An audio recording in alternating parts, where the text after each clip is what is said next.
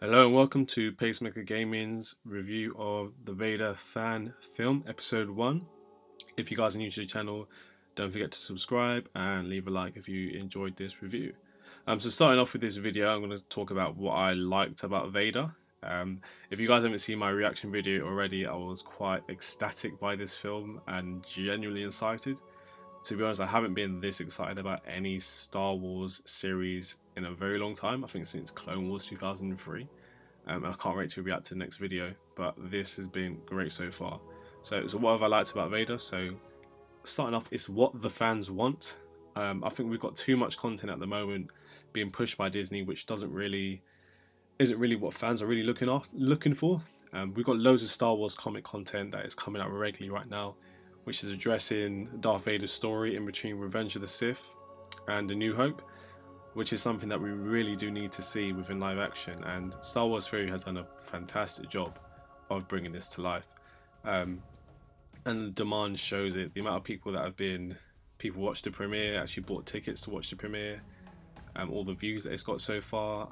I think that this is what the fans need, and I was really happy to see that. It's also live action content, which is something that we are quite in short of at the moment when it comes to TV series. For some reason, Disney's approach seems to be purely CGI or anime driven cartoon series for Star Wars. I think some live action kick-ass content is what it was really refreshing, and it's something that the Star Wars fans were definitely in need of. Just seeing Vader in live action with Emperor and fighting all the clones, like the opening scene to this fan film was fantastic. It was phenomenal. I absolutely loved the opening scene. Seeing Vader and Palpatine just going at it 1v1, and everyone's trying to stop Vader from choking Palpatine. That was phenomenal. And as a Star Wars fan, I really loved that. And someone who's actually been keeping up with some of the latest comics too, that was just phenomenal to see. The special effects were fantastic. I didn't know what to expect from this film because it was a fan series. I didn't think the special effects would be mind-blowing or phenomenal. I wasn't expecting to be on the same level of the films, but the special effects that came out from the first episode have been just jaw-dropping. I mean, it's similar quality to the films, if not just as good as some of the Star Wars films. But the special effects were jaw-dropping. I couldn't believe how good it looked. Which was great, and the action was fantastic. Like I mentioned in the beginning, when Darth Vader is taking on all the clone troopers and fighting Palpatine at the beginning, that is just fantastic, and that just makes me even more excited about seeing the fight between Mace Windu and Darth Vader, which is coming in episode 2. So what do we currently get out from Disney? So currently from Disney, so what do we get?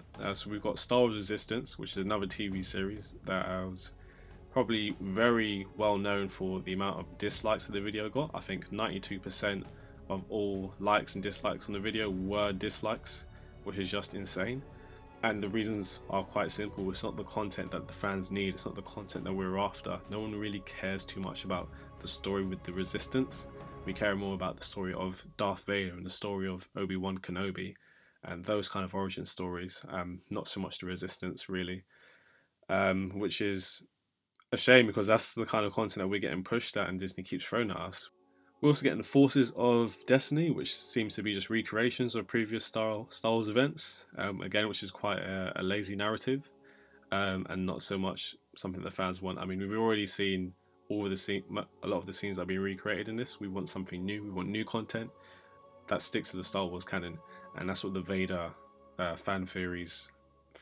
that's what the Vader fan film series has been providing. Star Wars 3 has done an excellent job of doing that. So what didn't I like about the Vader film?